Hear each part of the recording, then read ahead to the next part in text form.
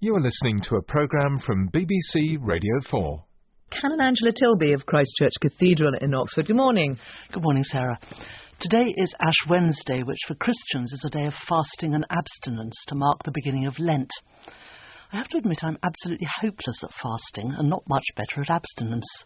The problem is that in my small corner of the Christian world there are no set rules. If I were a Muslim, I'd keep the sunrise to sunset fast of Ramadan.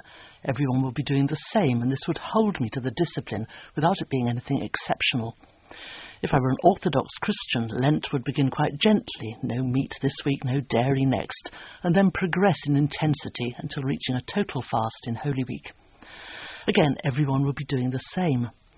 The Catholic Church says no meat on Fridays, and on total fast days like today, 1 full meal is allowed and 2 small snacks, which leaves some room for personal improvisation.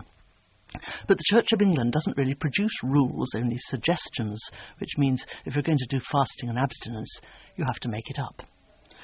So, as my friends and I have been asking each other, what are you giving up for Lent? And here I am, breakfastless on Ash Wednesday, and I haven't got a clue. You see, once you have to make it up on your own, it all becomes a bit stressful. Should I give up alcohol this year as I used to religiously in the 1970s, or coffee, or as I did another year, tomato sauce? That was pretty successful. It permanently weaned me off a whole lot of other delights, such as sausage rolls and bacon sarnies. But you can see the way this is going. A made-up Lent is all about self-improvement, like those New Year diets full of mushed-up kale and spinach, which are so penitential that they must be doing you good. And the reward of such do-goodery is a warm glow of self-regard.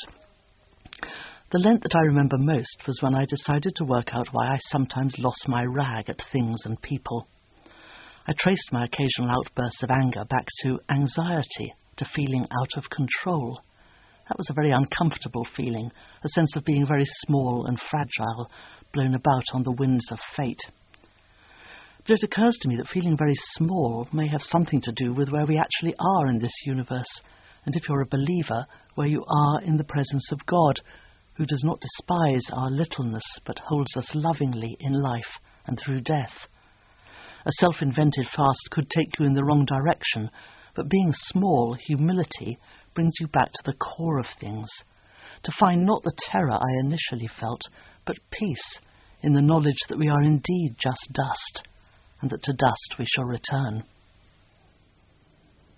That was Thought for the Day with Canon Angela Tilby of Christ Church Cathedral, Oxford.